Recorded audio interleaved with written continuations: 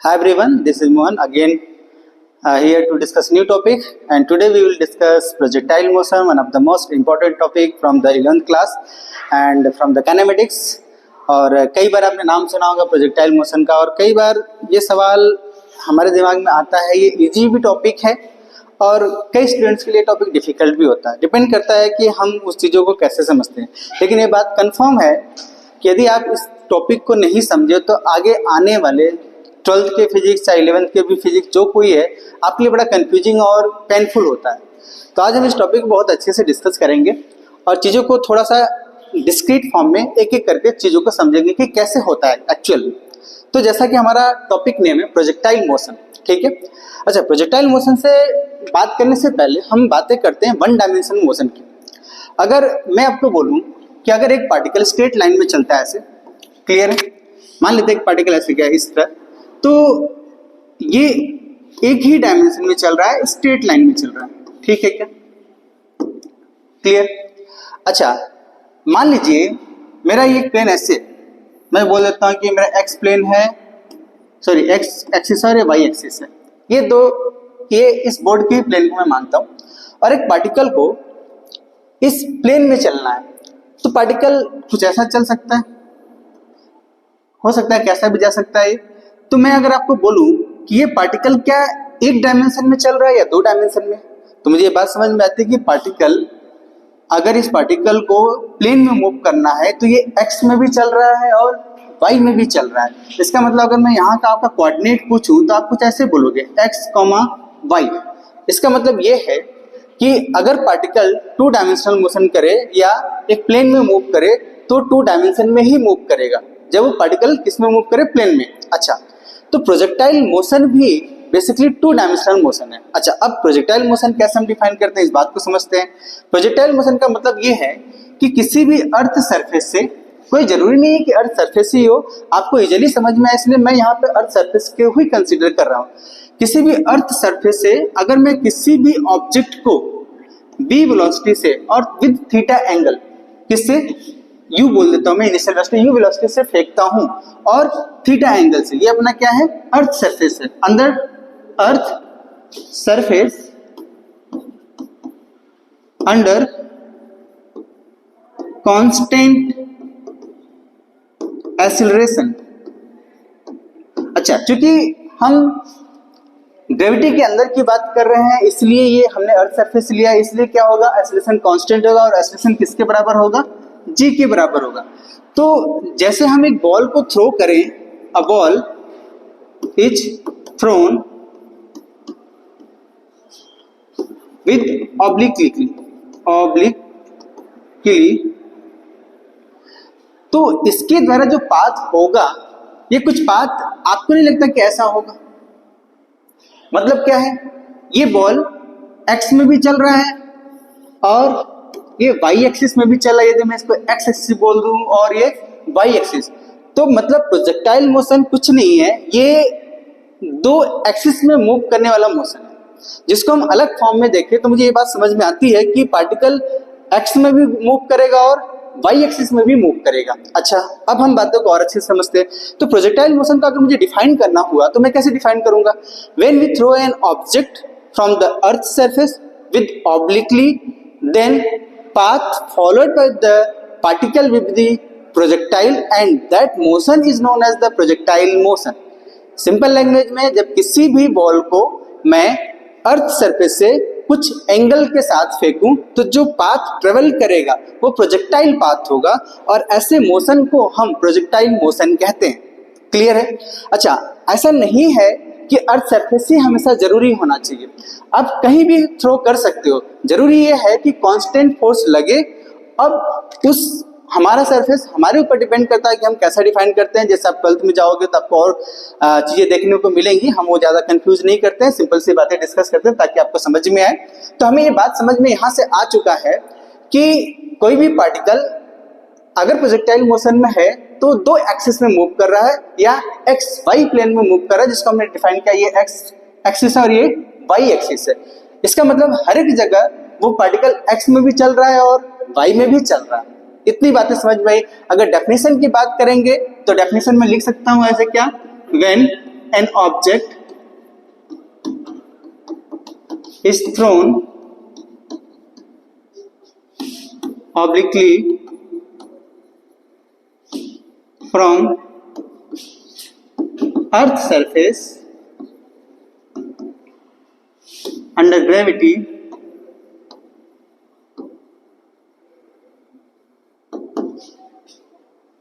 is known as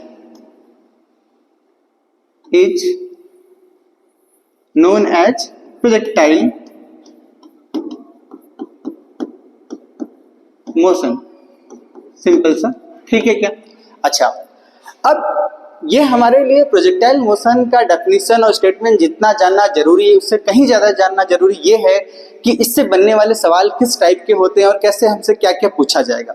अब देखें कि जैसे मैं अगर आपको बोलूं कि मेरे पास अर्थ सरफेस से मैं एक पार्टिकल को थ्रो करता हूं ऐसा, जिसका इनिशियल वेलोसिटी मैं u बोलता हूं। तो जैसा कि अभी हम लोग ने डिस्कस किया कि पार्टिकल x में भी मूव करेगा और y एक्सिस में भी मूव करेगा, और ये अर्थ से एंगल कितना बनाया?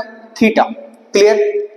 अच्छा, अगर मैं आपसे पूछूं कि जब हमने ये अर्थ सरफेस की तरफ लिया है तो इसके ऊपर जो फोर्सेस लग रहे होंगे इस पार्टिकल के ऊपर, पार्टिकल को मैं p बोल देता हूं, तो हर एक जगह जो फोर्स लग रहा होगा under the constant acceleration which is equal to gravity g, vertically downward लग रहा होगा।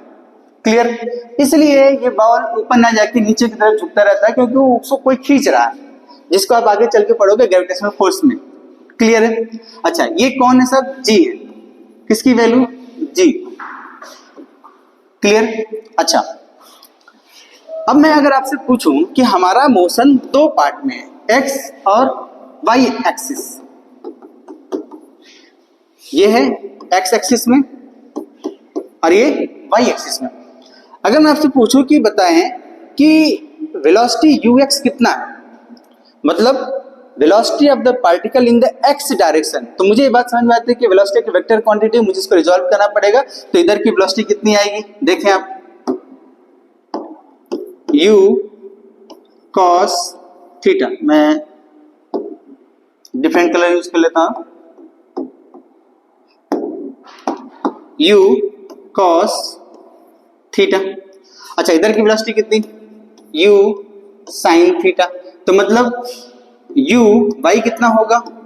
u sin theta. क्लियर? अच्छा, अगर मैं a x आपसे पूछूं तो क्या इस डायरेक्शन में कोई फोर्स लग रहा है क्या? तो नहीं, कुछ नहीं है। ये कितना था? u cos theta. क्या अगर a y में आपसे पूछे तो कोई लग रहा है क्या? हाँ, g लग रहा है। क्लियर है क्या ये बातें? आप समझे? मुझे ये बात पता चल चुकी कि हॉरिजॉन्टल वेलोसिटी कितनी है, हॉरिजॉन्टल एक्सेलरेशन कितना है, वर्टिकल वेलोसिटी कितनी है, वर्टिकल एक्सेलरेशन कितना है। क्लियर है? इस प्रोजेक्टाइल मोशन की बातें हम लोग कर रहे हैं, इस बात जो इसके द्वारा शो किया जा रहा है वो बातें हम कर रहे हैं। क्लियर? अच्छा, अब इसमें जो हमसे पूछा जाएगा कि अगर मैं इसको ओरिजिन मान लूं, क्या मान लूं? अच्छा, कोई जरूरी नहीं कि आप ओरिजिन मानो, आप कोई भी रेफरेंस पॉइंट बोल सकते हो, या इसको हम बोलते हैं प्रोजेक्टाइल पॉइंट। क्या बोलते हैं? Projectile point. क्लियर है? रेफरेंस पॉइंट कुछ भी माना जा सकता है। ठीक है? तो आप देखोगे जैसे जैसे पार्टिकल ऊपर मूव करेगा ऐसे, तो एक जगह ऐसा आएगा कि ये जो अपना एंगल थीटा है हॉरिजॉन्टल से, थीटा किससे? थीटा क्या है? Theta is angle between velocity and horizontal surface. Velocity means instantaneous velocity. Clear? हर जगह की वेलोसिटी की बातें कर रहे हैं। तो हर जगह ये थीटा धीरे धीरे डिक्रीज करेगा और फाइनली ये टॉप मोस्ट पॉइंट होगा। ये क्या होगा? h max. ये क्या होगा? Maximum height in y direction. तो यहाँ पे जो वेलोसिटी होगी वो पूरी वेलोसिटी किधर होगी? x एक्सिस में। और यहाँ पे vy कितना होगा? 0। क्या ये आपको बात समझ में आई क्या? vy देखें, vy 0 कैसे मैं बोल रहा हूँ, ये बात समझ में आ रहा है कि जब ये पार्टिकल एकदम मैक्सिमम पोजीशन पे कहीं जा रहा होगा और उसके ऊपर जाता रहेगा और कहीं जब धीरे धीरे वेलोसिटी डिक्रीज होगी तो एक ऐसा पॉइंट आएगा जहां इसकी वेलोसिटी कहाँ होगी? 0 होगी, और वहां से पार्टिकल टर्न करेगा। अब उसके बाद पार्टिकल की वेलोसिटी क्या होगी? ऐसे होगी। ठीक है क्या? देखें, क्लियर है बात? क्या ये हमने जो डायग्राम आपको बनाया क्या आपको इसमें सारी बातें डाइजेस्ट हो रही हैं, कैसे है सारी चीजें क्लियर है? तो मेरे को अब जो यहाँ पे कैलकुलेशन करना होगा, मेरे से पूछा जाएगा कि रेफरेंस पॉइंट से या प्रोजेक्टाइल पॉइंट से पार्टिकल कितना दूर गिरेगा। अच्छा, तो इसका मतलब ये कितना दूर का मतलब हॉरिजॉन्टल डिस्टेंस की बातें कर रहा है। दूसरा हमसे सवाल पूछा जाएगा कि कितना ऊपर जाएगा, कितना ऊपर जाएगा मतलब वो मैक्सिमम हाइट की बात कर रहा है। तो मतलब क्या है, हमसे पूछा जाएगा रेंज। रेंज का मतलब मैक्सिमम हॉरिजॉन्टल डिस्टेंस, या मैक्सिमम की जगह मैं सिंपल ऐसे बोलूं कि horizontal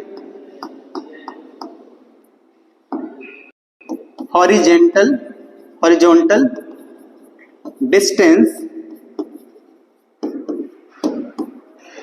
covered by particle. Clear? अच्छा, ये बात समझ में, रेंज आया। दूसरी बात है मैक्सिमम हाइट। दूसरी बात क्या है? Maximum height. देखिए मैक्सिमम हाइट का मतलब क्या,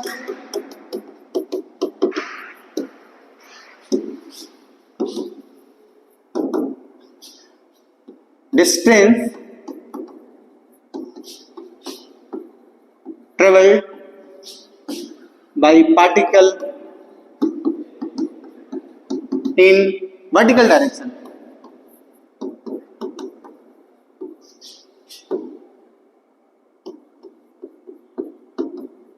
वर्टिकल डायरेक्शन में कितना डिस्टेंस ट्रेवल करेगा, सॉरी डिस्टेंस ना होके हम इसको डिस्प्लेसमेंट बोले, सॉरी डिस्टेंस ही होगा एक्चुअल में। हम एक बार देखेंगे मैक्सिमम हाइट कितना गया उसकी बातें करें, ठीक है?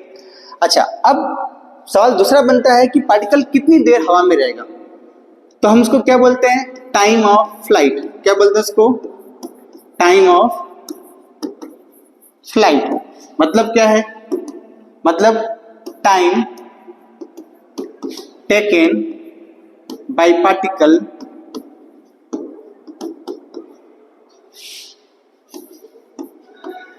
To hit ground again.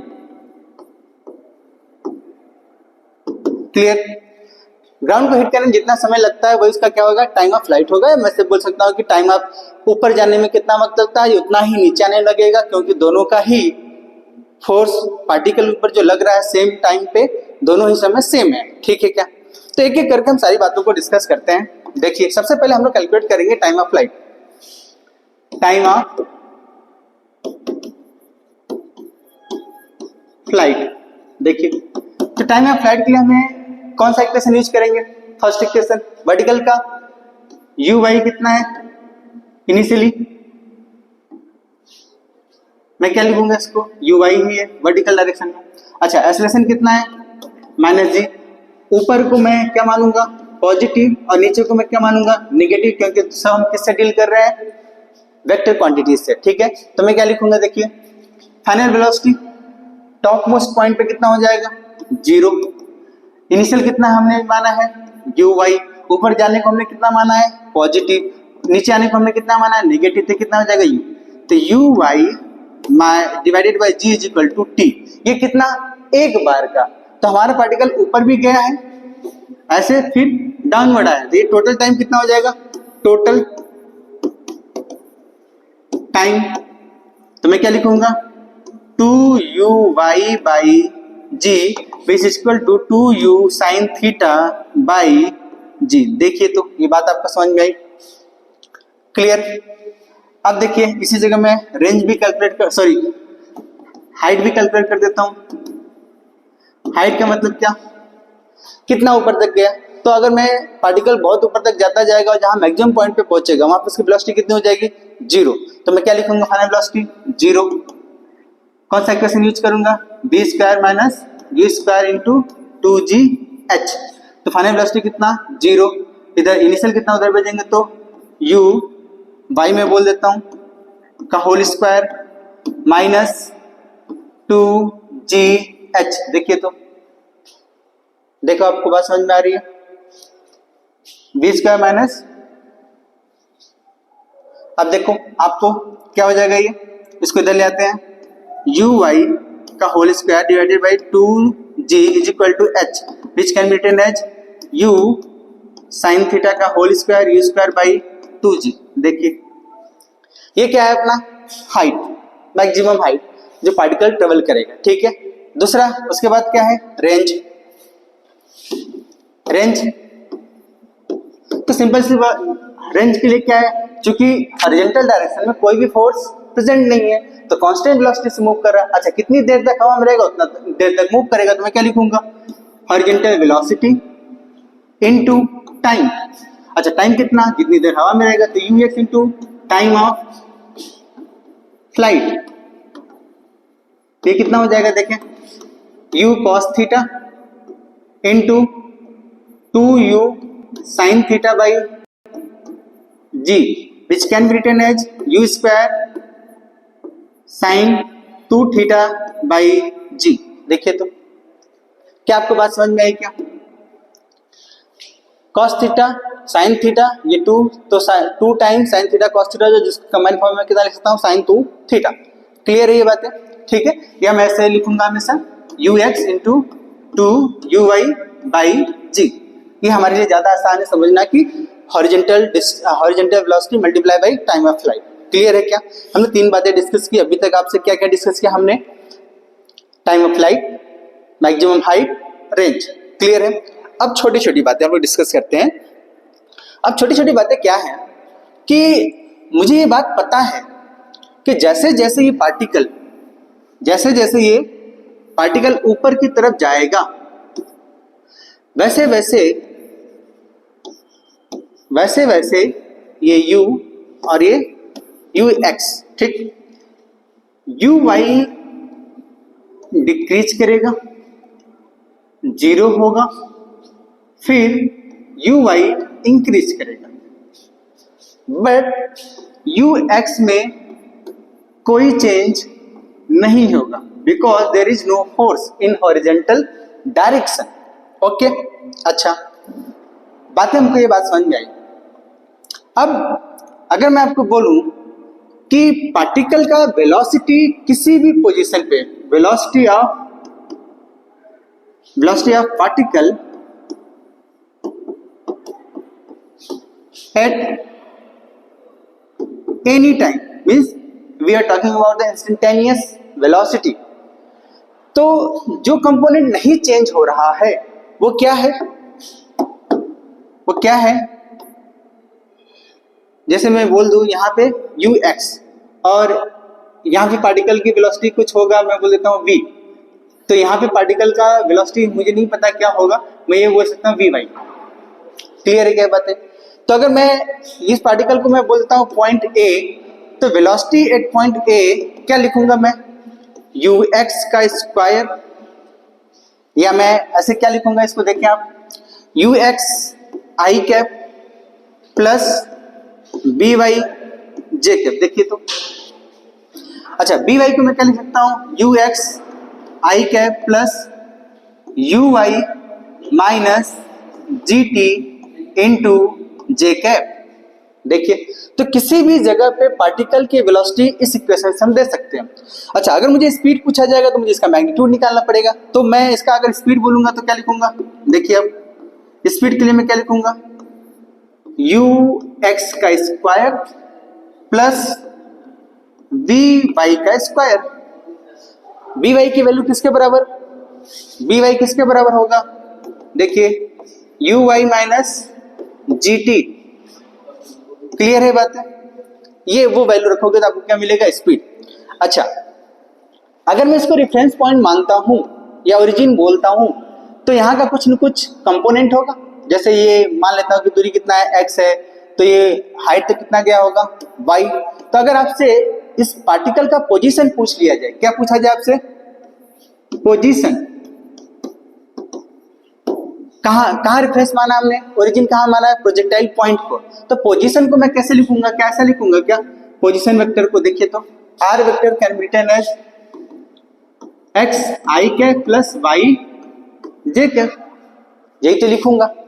अब उस बात को मैं पोजीशन वेक्टर को लिखता हूं, देखिए तो क्या position vector x i cap plus y j cap है, तो x की वैल्यू कितनी, x की वैल्यू क्या लिखूंगा मैं, देखिए u cos theta into T, या और आसानी से अगर आपको समझना है तो मैं लिखूं इसको ux into t, horizontal distance कितना ये,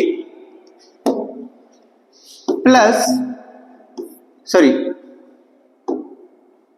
into i cap plus y, y कितना डिस्प्लेसमेंट, डिस्प्लेसमेंट कितना y is equal to u t plus half g t square using second equation. u क्या है, u y है, t है, plus की जगह मैं क्या यूज करूंगा हाफ, g मैंने क्या लिया है माइनस में इंटू टी स्क्वायर, क्यों, क्योंकि हमने पहले ही बताया कि ऊपर जाने को मैं पॉजिटिव लूंगा, नीचे आने को मैं क्या लूंगा नेगेटिव, तो ये अपना क्या आएगा y आ जाएगा। तो मैं यहाँ पर क्या लिखूंगा देखिए u y t minus half g t square into J cap, this is the position vector किसी भी जगह का। अब मुझसे पूछा जाएगा कि फाइंड द डिस्प्लेसमेंट, डिस्प्लेसमेंट तो मैं क्या लिखूंगा सिंपल, ये पोजीशन वेक्टर ही तो हमने फाइंड किया, तो पोजीशन वेक्टर जब मुझे पता हो तो डिस्प्लेसमेंट फाइंड करने के लिए हम क्या लिखते हैं, जिसको मैं डेल्टा आर बोल देता हूं अभी के लिए, तो मैं क्या लिखूंगा r final minus r initial, final position vector minus initial position, initial vector कितना 0 0, तो आपको क्या मिल जाएगा डिस्प्लेसमेंट वेक्टर। अगर आपसे डिस्टेंस पूछा जाए तो, डिस्टेंस पूछा जाए तो आपको क्या पता होना चाहिए स्पीड, तो जिसको मैं क्या लिख दूंगा ऐसे, क्योंकि ये हर जगह बदल रहा है तो इसलिए मैं क्या फाइंड करूंगा इंस्टेंटेनियस स्पीड इनटू टाइम, छोटा छोटा डिस्टेंस को जोड़ूंगा तब जाके मुझे क्या करना पड़ेगा इसको इंटीग्रेट। हालांकि ये बहुत ज्यादा पूछा नहीं जाता है, बहुत ज्यादा आपको कंफ्यूज नहीं किया जाता, ये सारी बातें आपसे डायरेक्टली पूछी जाएंगी, क्लियर है क्या। अब हमने जो बातें आपसे डिस्कस की है वो क्या क्या किया देखें। सबसे पहले हमने डिस्कस किया range, sorry time of flight, फिर हमने मैक्सिमम हाइट, फिर हमने क्या डिस्कस किया रेंज डिस्कस किया, फिर हमने क्या डिस्कस किया किसी भी टाइम पे वेलोसिटी वेक्टर कैसे फाइंड करेंगे, उसके बाद हमने क्या डिस्कस किया पोजीशन वेक्टर को डिस्कस किया। अच्छा, अब जो मोटी मोटी बातें हैं वो ये है कि हमें ये बातें समझ में आती है कि सर कि जब कोई बॉल ऊपर जाएगा और ऊपर जाते जाते जो हमारा हॉरिजेंटल से एंगल बना रहा था वो एंगल डिक्रीज करेगा, तो किसी भी टाइम पे हमसे एंगल भी तो पूछा जा सकता है कि इनिशियल वेलोसिटी वेक्टर से किसी भी टाइम पे कितना एंगल फॉर्म हो रहा है हॉरिजेंटल से, उसको कैसे निकालेंगे। तो उसके लिए जब हमें पता चल चुका है किसी भी टाइम पे, जैसे डायग्राम में है पहले आप देख लें, यहाँ पे मुझे ये पता है कि यू एक्स से बी वाई है, अगर मुझे यहाँ एंगल थीटा 1 में बोल देता हूँ तो थीटा 1 की अगर मुझे वैल्यू लिखना हुआ तो क्या मैं ऐसे लिखूंगा, क्या देखें मैं आगे लिख देता हूं इसको बना के फिर से,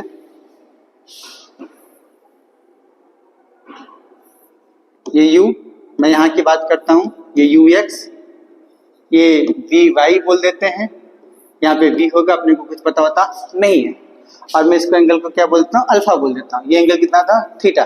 तो tan अल्फा की जो मैं वैल्यू लिखूंगा क्या वो मैसेज लिखूंगा v y divided by u x में कोई चेंजेस नहीं होगा, और बी वाई की वैल्यू कितनी u Y minus ji t divided by u x, आपको अल्फा कहीं भी पता चल जाएगा, क्लियर है क्या बातें।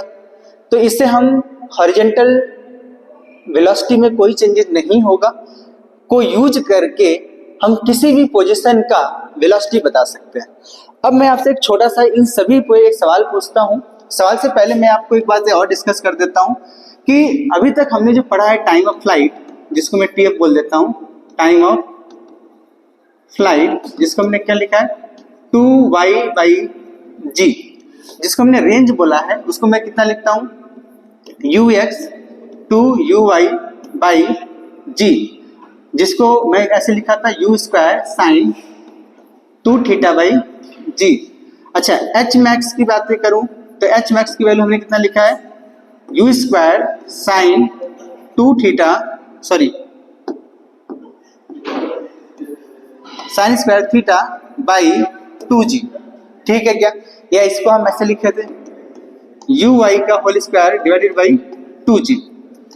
अगर आप तीनों इक्वेशन को ऑब्जर्व करो तो आपको एक बात समझ में आती होगी कि मैं आपसे पूछूं कि मैं एक बॉल को ऐसा थ्रो करना चाहता हूं कि मुझे मैक्सिमम रेंज मिले, तो क्या मैक्सिमम के लिए ये साइन की वैल्यू मैक्सिमम 1 हो सकती है, तो अगर मुझे थीटा यहाँ पे 90 रखूंगा तब जाके 1 आएगा, अगर मैं उसको 90 रखूंगा तो 2 थीटा की वैल्यू 90 रखूंगा तो थीटा की वैल्यू कितनी आएगी 45 डिग्री। इसका मतलब ये है for maximum range theta should be equal to 45 degree. इसका मतलब किसी भी पार्टिकल को अगर आप 45 डिग्री तक थ्रो करते हो तो maximum distance, horizontal distance cover करेगा, मैक्सिमम रेंज होगा। अच्छा, तो उस पर्टिकुलर पॉइंट पे जब मैं एंगल 45 डिग्री से फेंकूंगा तो मैक्सिमम हाइट कितना होगा उसको कैलकुलेट कर लेते हैं। तो मैक्सिमम हाइट के लिए तो मुझे ये पता है कि थीटा अपना कितना चुका 45, तो जब आप 45 रखोगे तो ये 1/√2 आएगा। 1/√2 को जब आप रखोगे तो ये स्क्वायर करोगे तो 1/2 आएगा। तो देखो एच मैक्स कितना हो जाएगा, h max is equal to u square by 2g into 2, 1/2 को 1/√2 को स्क्वायर किया तो 1/2, तो यू स्क्वायर। अच्छा, अब यहाँ पे ये 90 डिग्री ले रखा था हमने, तो यू स्क्वायर बाई जी को हमने क्या लिखा आर मैक्स, तो ये यू स्क्वायर बाई जी कितना आर मैक्स, तो एच मैक्स की वैल्यू कुछ ऐसा हो गया क्या, r max divided by 4। This is your relation. कई बार आपको डायरेक्टली इसमें सवाल आएगा 4 time of the maximum height is equal to r max range, maximum range होगा, ये आपसे डायरेक्ट सवाल होगा। ये रिलेशन को आपको याद रखना है। मैं फिर से यहाँ पे लिख देता हूं, h max is equal to r maximum by 4। ये आपको ऐसा मिलेगा 4h is equal to are. कब ये पॉसिबल है, at theta is equal to 45 degree. Means जब आप 45 डिग्री पे किसी भी पार्टिकल को फेंकोगे हॉरिजॉन्टल से तब वो आपको ये रिलेशन होल्ड होगा, बाकी किसी भी एंगल पे नहीं, सिर्फ 45 डिग्री पे। क्लियर है क्या बात है? मैं अब छोटा सा सवाल देता हूं आपको, जो हम अभी तक यहाँ थ्योरी पढ़े हैं उन सभी को एक साथ कैलकुलेट करेंगे। जैसे देखते हैं सवाल क्या है। ये मेरे पास क्वेश्चन है, एक बॉल है जिसको मैं 50 मीटर पर सेकेंड से थ्रो करता हूं, जो हॉरिजॉन्टल से 53 डिग्री बना रहा है। ठीक है क्या? हमसे क्या पूछा गया, देखिए पहला सवाल है टाइम ऑफ फ्लाइट, पहला। दूसरा है एच मैक्स, तीसरा है आर मैक्सिमम, फोर्थ है पोजीशन वेक्टर आर, फिफ्थ है वेलोसिटी वेक्टर,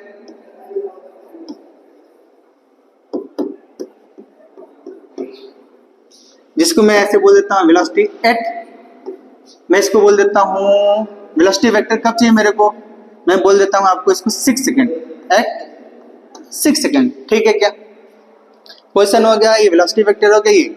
अब एक एक करके हम सारी बातों को कैलकुलेट करते हैं। देखिए आपको भी ये बातें बहुत आसानी से समझ में आ गए होंगे, पॉज करके आप चाहो तो कैलकुलेट कर सकते हैं। एक साथ हम इनको कैलकुलेट करेंगे एक छोटे से न्यूमेरिकल के साथ, इसके बाद एक न्यूमेरिकल और करेंगे हम लोग, आपको ये टॉपिक लगभग क्लियर हो जाएगा। ठीक है क्या? अच्छा देखिए, अब अगर मुझे पहला टाइम ऑफ फ्लाइट की फॉर्मूला हमने जो सीखा है, तो सबसे पहले मैं इसको रिजॉल्व करूंगा। 50 कॉस, इधर कितना 50 कॉस 53, और इधर कितना 50 साइन 53 डिग्री। तो इसकी वैल्यू कितनी हो जाएगी, और इसकी वैल्यू मुझे बताएं। कॉस 53 की वैल्यू कितनी, अगर आपको ट्राइंगल याद हो तो ये 3, ये 4, ये 5, और ये एंगल कितना 37। हमको क्या चाहिए 50, तो इसको मैं वैल्यू क्या लिखूंगा, देखो 50 cos 53 की वैल्यू वहां से देख के बताइए आप मेरे को। cos 53 तो कितना आ जाएगा, ये 3/5, 10 तो ये कितना आ जाएगा 30। तो इधर की वेलोसिटी कितनी 30 मीटर पर सेकेंड। इधर की वेलोसिटी कितनी हो जाएगी, देखिए sin 53 की वैल्यू वहां पे देख के बताइए आप मेरे को। sin 53 का कहाँ, ये 53 डिग्री है। क्लियर? तो कितना हो जाएगा आप देखो 50 divided by 4/5 is equal to 40 meter per second. कोई कंफ्यूजन? देखिए आप, क्लियर है? cos 53 की वैल्यू, ये एंगल 53 होता है 3/5। sin 53 की वैल्यू sin 53, तो ये 4/5, तो ये 4/5 में लिखा। ठीक है क्या? अब same total time apply 2uy/g, तो 2uy कितना है 40 डिवाइडेड बाई कितना, g की वैल्यू मुझे कितना कंसीडर करना है 10, तो ये 10 तो कितना आ जाएगा, ये 8 सेकेंड। तो हवा में कितनी देर तक पार्टिकल टिकेगा, 8 सेकेंड तक हवा में रहेगा। ठीक है क्या? अच्छा, एच मैक्स चाहिए। एच मैक्स के लिए हमने क्या सीखा है? यू वाई का whole square divided by 2g। Simple लगते हैं वैल्यू। यू वाई कितना? 40 इंटू 40 का स्क्वायर या 40 इंटू 40 डिवाइडेड बाई 2। जी की वैल्यू कितनी? 10। ये गया तो कितना बचेगा? 2। तो कितना हो जाएगा? 80 मीटर। देखें, सिंपल सा, सिंपल कैलकुलेशन है, बस आपको फॉर्मूले पे रखना है। आर मैक्स की वैल्यू, आर मैक्स कितना? देखिए, आर मैक्सिमम की वैल्यू जो है वो कितना? यू एक्स, क्या formula? U X 2uy by G. तो यू एक्स की वैल्यू कितनी है? वहां से देखिए, 30 2 40 डिवाइडेड बाई 10। तो ये गया 4 गुना 8, कितना हो जाएगा? 30 इंटू 8 240 मीटर। तो कितना दूर जाके गिरेगा? 240 मीटर दूर जाके गिरेगा। ठीक है क्या? अब सुनिए, अब मुझे पोजीशन वेक्टर फाइंड करना है। अच्छा, पोजीशन वेक्टर के लिए हमें टाइम चाहिए कि कहाँ पे फाइंड करना है। मैं आपको बोल देता हूँ एट पोजीशन वेक्टर के लिए मैं बोल देता हूँ आपको एट 2 सेकेंड, 2 सेकेंड के बाद। ठीक है, तो पोजीशन वेक्टर 2 सेकेंड के लिए मुझे पता होना चाहिए क्या? देखिए, मैं इसको अगले पेज पे फाइंड करता हूँ। पोजीशन वेक्टर तो मैं क्या लिखूंगा? यू एक्स इंटू टी, ये आई कैप की तरफ बढ़ेगा particle, plus u i into T minus g into t का स्क्वायर, ये क्या हो जाएगा? J cap. कब की बातें कर रहे हैं हम लोग? 2 सेकेंड। तो ये कितना था? 30 into 2 I cap plus 40 into 2 minus 10 into 2 का स्क्वायर इंटू जे कैप। देखिए, सिंपल, कर लोगे कैलकुलेट आप ये? अच्छा, अब वेलोसिटी वेक्टर हमसे पूछा गया। वेलोसिटी वेक्टर को हम लोग क्या बताया था? सिंपल सा, यू एक्स आई पे, I cap B Y J cap. तो यू एक्स कितना है? U cos theta I cap, और बी वाई कितना है? You Y minus G T into J cap. U Y कितना? U sine theta. U cos theta कितना था अपना? 30 I cap plus you Y कितना? 40 माइनस 10। कितने सेकंड की बात की हम लोग कर रहे हैं? 6 सेकंड की बात की कर रहे हैं। किसकी बातें कर रहे हैं हम लोग? 6 सेकंड। अच्छा, अब देखोगे 6 सेकंड बाद ये पार्टिकल जो होगा, इसकी वेलोसिटी ऊपर ना होकर डाउनवर्ड डायरेक्शन में होगी। तो क्या मैं इसको माइनस लूंगा क्या? तो ये कितना हो जाएगा? 6। ठीक है क्या? और ये कितना हो जाएगा टोटल? जे कैप। देखिए, तो आप देखो, बताओ मेरे को। नहीं तो आप ऐसे भी समझ सकते हो कि अभी प्लस मैं ले लेता हूं, सिंपल, जैसा भी हो वैसे मैं इस टाइम को डायरेक्टली यूज करता हूं। मुझे जो आंसर मिलेगा वो वेलोसिटी वेक्टर मिलेगा, क्योंकि मैं सब डायरेक्शन साइन के साथ लिया हूं, तो जो मेरे को रिजल्ट मिलेगा वो साइन के साथ ही मिलेगा। तो मैं ऊपर को पॉजिटिव लिया हूं, बाकी जो सर उसमें कंफ्यूज नहीं ना, जैसा था वैसे रखा। ठीक है, तो कितना हो जाएगा? 30 I cap 40 minus 60 J cap which is equal to 30 I cap minus 20 J cap. It is your velocity at 6 second. Clear? I hope ये जो बातें हैं हमने एक साथ आपको डिस्कस किया है। Time of flight, maximum height, और मैक्सिमम रेंज कब होगा, और हमने पोजीशन वेक्टर की बातें डिस्कस की है, और भी वेलोसिटी वेक्टर की बातें की है, प्रोजेक्टाइल पॉइंट्स की बातें की, ये सब हमने बातें आपको डिस्कस की। अब जो सबसे ज़्यादा कंफ्यूजिंग होता है कि सर हमने ये प्रोजेक्टाइल पाथ कैसे डिसाइड कर लिया कि प्रोजेक्टाइल होगा, कैसे होगा, कैसे ऐसा ही पाथ होगा, इस बात को हम समझते हैं। तो कई बार आपके बोर्ड में आएगा, बोर्ड में 11th के एनुअल एग्जाम्स में पूछा भी जाता है आपसे कि trajectory of the projectile motion क्या होगा, उसका पाथ कैसा बनेगा। तो अब हम प्रूव करेंगे trajectory of the projectile motion. तो हम किसकी बातें करेंगे अब? Trajectory, equation of trajectory. देखिए, ये मैं बोल देता हूं u, ये पार्टिकल ऐसे, ये एंगल बोल देता हूं थीटा, इधर का वेलोसिटी कितना? u cos थीटा, और इधर का कितना?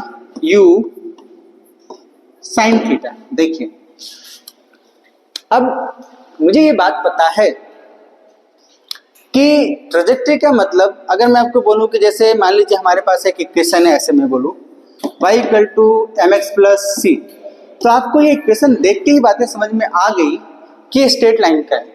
किसका है ये? स्ट्रेट लाइन का। अगर मैं आपको बोलूं कि x square plus y square is equal to 4, तो अगर आपने थोड़ा बहुत इंफॉर्मेशन रखा हो तो आपको ये इक्वेशन देख के समझ में आ रहा है कि ये सर्कल का इक्वेशन है। तो इसका मतलब ये है कि अगर किसी भी पार्टिकल का अगर मुझे पाथ जानना है, उसका ट्रेजेक्ट्री जानना है कि कैसा चला है, तो मुझे एक्चुअल में उस पार्टिकल के एक्स और वाई का रिलेशन फाइंड करना है। अगर मैं उस पार्टिकल के एक्स और वाई का रिलेशन फाइंड करने में कामयाब हो जाता हूं, तो मुझे उस पार्टिकल का प्रोजेक्टाइल है या सर्कल है या स्ट्रेट लाइन है पता चल जाएगा। तो एक्चुअल में इस प्रोजेक्टाइल मोशन के लिए मुझे पार्टिकल का एक्स और वाई फाइंड करना है। तो मैं मान लेता हूं, देखिए मैं किसी भी पॉइंट P पे मान लेता हूं कि यहाँ का इक्वेशन या कोऑर्डिनेट एक्स वाई है और इसको मैं ओरिजिन बोल देता हूं। ठीक है क्या? मतलब ये वाली दूरी कितनी हमने बोला? y, और ये वाली दूरी हमने कितना बोला? x। तो अगर मैं आपको x निकालने के लिए बोलूं, तो मैं x के लिए क्या लिखूंगा? ux इंटू टी, जितना टाइम तक है, जितना टाइम तक ऊपर जाएगा उतना टाइम तक इधर जाएगा। तो मैं y लिखने के लिए बोलूंगा तो यूजिंग सेकेंड इक्वेशन में क्या लिखूंगा? uy into T minus half G into T square, क्योंकि ऊपर जाने को पॉजिटिव और नीचे को नेगेटिव। तो ये अपने को x और y का इंडिपेंडेंट इक्वेशन है। अगर मुझे x और y में दोनों का रिलेशन चाहिए, तो क्या मैं अगर मैं इसका इक्वेशन फर्स्ट बोल दूं, इसको सेकंड बोल दूं, तो क्या इक्वेशन फर्स्ट से टाइम को मैं इसमें रख सकता हूं क्या? तो देखिए टाइम की वैल्यू मैं क्या रखूंगा? x divided by ux, x divided by ux means horizontal के डायरेक्शन में वेलोसिटी। तो इस इक्वेशन में रखता हूं, तो देखिए ये इक्वेशन कैसा बनेगा। देखिए आप, y is equal to uy into t, t की वैल्यू कितनी? x divided by ux minus half g into t x square divided by ux का होल स्क्वायर। जिसको मैं सॉल्व करूंगा तो uy की वैल्यू हमने कितना सीखा है? u sine theta into x divided by u cos theta minus half into g x square u square cos square theta. तो u से u कट गए, तो ये बन जाएगा अपने पास tan थीटा। x को मैं इधर लिख देता हूं, y ये ऐसे पहले से था, minus half g x square divided by u square cos square theta. और मैं इस इक्वेशन को और अच्छे से रीअरेंज करता हूं। क्यों? क्योंकि मुझे ये बात समझ आया कि g को मैं नीचे डिवाइड करता हूं, g को क्या कर दूं? नीचे डिवाइड करूंगा तो ऊपर जाएगा, तो g ही बन जाएगा 2u square cos square theta. अगर मुझे इसको रेंज का फॉर्मूला बनाना है, तो रेंज का फॉर्मूला जो होता है वो कितना होता है? u square sine theta cos theta by G. तो अगर आप इसको सॉल्व करोगे तो देखो, आपको नहीं लगता है कि क्या ये ऐसा लिखा जा सकता है? x tan theta minus x square by r. देखिए तो देखो इसको कैसे करूंगा मैं? क्या मैं ऊपर नीचे साइन थीटा से मल्टीप्लाई कर सकता हूं क्या? ठीक है, तो यहां पे tan थीटा भी आएगा, सॉरी g को मैं नीचे लाऊंगा 2u square cos theta sine theta, cos इधर एक आ जाएगा तो tan थीटा में कन्वर्ट हो जाएगा, और g नीचे डिवाइड होगा तो रेंज बन जाएगा। तो देखिए क्या हो जाएगा? x tan theta minus x square tan theta by r. इसको मैं और अच्छे से अगर कॉमन लूंगा तो मेरे पास क्या हो जाएगा? ये अच्छे से सॉल्व करूंगा तो देखिए x tan theta 1 minus x by r, simple. अब इस पे आपको डायरेक्टली सवाल आएंगे, क्या आपको बता देगा कि किसी भी एक प्रोजेक्टाइल पॉइंट यहां से थ्रो किया जाता है जिसका एक्स कोऑर्डिनेट बता दिया जाएगा, वाई कोऑर्डिनेट बताया जाएगा, रेंज पूछ लिया जाएगा, या आपको रेंज देके एक्स और वाई कोऑर्डिनेट पूछे, या कुछ एक्स और रेंज देके आपको थीटा पूछे, कुछ भी पूछा जा सकता है। क्लियर है बातें? आप ट्रेजेक्ट्री निकाल लोगे। अच्छा, अब ट्रेजेक्ट्री को अगर आप ध्यान से देखो तो मैं आपको बोलूं कि अगर एक बार मैंने प्रोजेक्टाइल डिसाइड कर लिया तो क्या tan थीटा कांस्टेंट हो जाएगा? क्या ये क्या हो जाएगा? कांस्टेंट। और हाफ जी यू ये भी क्या हो जाएंगे कांस्टेंट। तो ये इक्वेशन जो दिख रहा है आपको, ये इक्वेशन, ये पूरा इक्वेशन जो आपको दिख रहा है, क्या ये इस फॉर्म में है क्या? y is equal to P X minus Q X का square where p and q is constant. तो ये इक्वेशन किसका है? पाराबोला का ही तो है। देखें तो इक्वेशन ऑफ द ट्रेजेक्टरी कैसा है? पाराबोलिक पाथ का होता है। कैसा होता है? पाराबोलिक पाथ का। तो इसका मतलब किसी भी प्रोजेक्टाइल का अगर मुझे ट्रेजेक्टरी डिसाइड करना है तो मुझे ये पता होना चाहिए कि एक्स और वाई में उनके क्या रिलेशंस है, और उनके रिलेशन से ही मुझे पता चलेगा कि किसका इक्वेशन है। जो हमने स्टैंडर्ड इक्वेशंस पढ़ रखे हैं उनके हिसाब से मैं उनको पहचान सकता हूँ। तो प्रोजेक्टाइल का पाथ कैसा है? पाराबोलिक पाथ है। क्लियर है बातें? अब जो कई बार कॉम्पिटिटिव एग्जाम में आपसे पूछा जाता है और बहुत इंपॉर्टेंट भी है, वो सवाल क्या है? देखिए मैं सवाल आपको बोलूं ऐसे, मैं आपसे बोलूं कि मेरे पास एक पार्टिकल है जिसको मैं 50 मीटर पर सेकंड से थ्रो करता हूं। क्लियर? जो हॉरिजॉन्टल से 53 डिग्री बनाता है। कितना? 53 डिग्री। क्लियर? मैं ये चाहता हूं, देखिए अब सवाल क्या है, find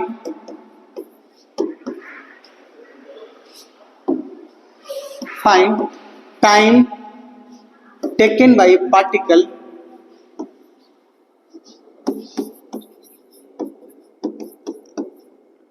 when it makes angle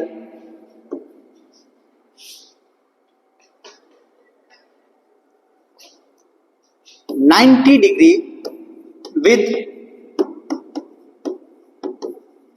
initial velocity vector। बहुत ही इंपॉर्टेंट सवाल है, कई बार आपको फंसाएगा, कई बार आपसे घुमाएगा, कई तरीके होते हैं निकालने के, लेकिन हम लोग आपसे आपको जनरल बातें डिस्कस करते हैं ताकि आप कहीं भी फंसो ना। हमसे सवाल ये है कि पार्टिकल जैसे जैसे मूव करेगा, मुझे पता है उसकी वेलोसिटी वर्टिकल घटती जाएगी और फिर एक जगह जीरो होगी, फिर नीचे आके बढ़ना स्टार्ट होगा। तो हमसे पूछा गया है कि इनिशियल वेलोसिटी वेक्टर, हमारा ये इनिशियल वेलोसिटी वेक्टर है, इनिशियल वेलोसिटी वेक्टर से कब 90 डिग्री का एंगल फॉर्म होगा। क्लियर? अगर आप सोचो मुझे 90 डिग्री बनाना है, क्या बनाना है? इनिशियल। तो अपना इनिशियल तो यही है, ये क्या अपना इनिशियल, इससे 90 डिग्री बनाना है तो ऑब्वियसली मुझे नीचे आना पड़ेगा। तो मतलब ये कुछ ऐसा बनना चाहिए। तो ये एंगल कितना होना चाहिए? 37 डिग्री, तब जाके 90 डिग्री होगा। अब मेरा सवाल ये है कि ऐसा वेलोसिटी का डायरेक्शन कब होगा? तो मुझे ये बात समझ में आती है कि अगर मेरा प्रोजेक्टाइल पाथ ऐसा है, इस तरीके से प्रोजेक्टाइल पाथ बन रहा है, तो जब वेलोसिटी डाउनवर्ड डायरेक्शन में होगी इधर की तरफ, इसको मैं v बोल देता हूं, तब जाके 90 डिग्री होने, तब जाके 37 डिग्री बनेगा ऐसा। तो मैंने ये बोल दिया कि 37 ऐसा मान लेते बनता है, ठीक, और ये अपना वेलोसिटी है। क्लियर? तब जाके ये अपना इनिशियल वेक्टर ऐसे है, तो इससे क्या होगा? 53 डिग्री, तब 90 डिग्री बनेगा। ज्यादा कंफ्यूजन नहीं होता, मैं सिंपल ऐसे बोलता हूँ कि 37 डिग्री बना, तो ये और ये दोनों एक दूसरे के पैरेलल है, उनसे हॉरिजॉन्टल से कितना बनाया? 37 डिग्री। क्लियर है क्या बात है? और जहां पे ये बना है वहां की वेलोसिटी हमने कितना बोल दिया? v। तो मुझे एक बात का कॉन्सेप्ट पता है कि हॉरिजॉन्टल वेलोसिटी में कोई चेंजेज नहीं होगा, तो इनिशियल का horizontal component should be is equal to horizontal velocity at this point. तो मैं क्या ऐसा लिखूंगा क्या? देखिए तो 50 cos 53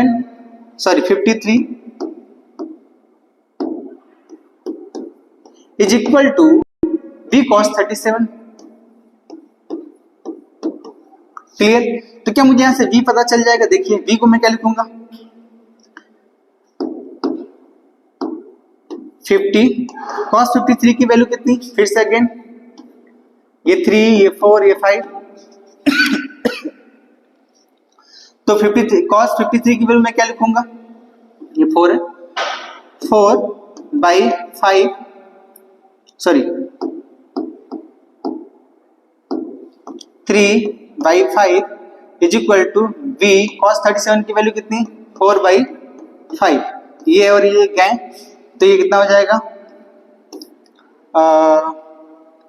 25/2, तो 75/2, तो v की वैल्यू कितनी हो जाएगी, सॉल्व करोगे तो आप आएगा 75/2।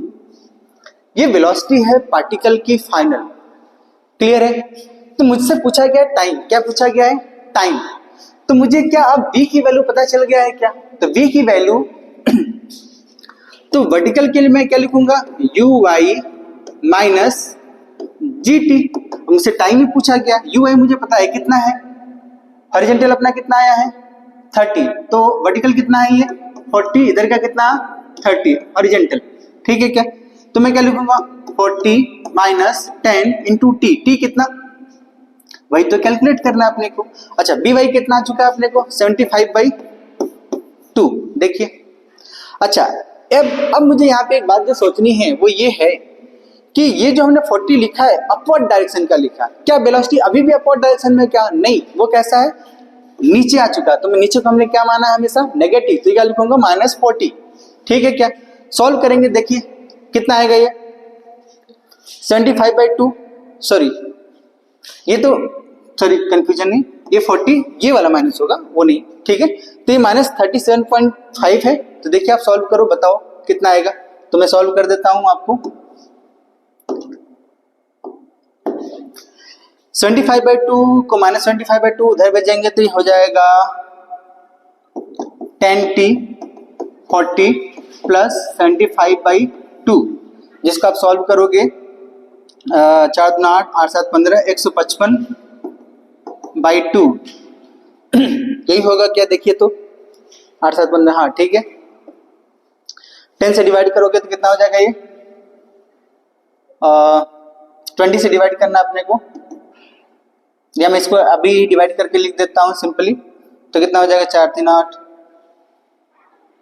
87.5, which is equal to T की वैल्यू कितनी आएगी यहां से देखिए, t is equal to 8.75 second. कोई कंफ्यूजन?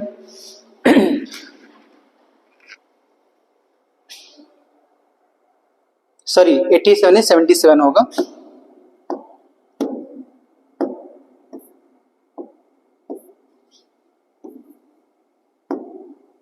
थोड़ा सा कैलकुलेशन मिस्टेक, ये कितना आ जाएगा 77 पॉइंट, ये कितना आ जाएगा 70, ये ठीक है क्या। It is all about the projectile motion. जितने भी डिफिकल्ट सवाल हो सकते हैं हमने यहाँ पे आपको कवर किया है, जो भी आपको कंफ्यूजन है वो सब कुछ यहाँ से हमने कवर करने की कोशिश की है। आई होप आपको ये सारी बातें समझ में आई होंगी। इसका पीडीएफ आपको लिंक के साथ मिल जाएगा। Thank you for the watching and we will meet again with the new topic in the next lecture. Clear? Thank you.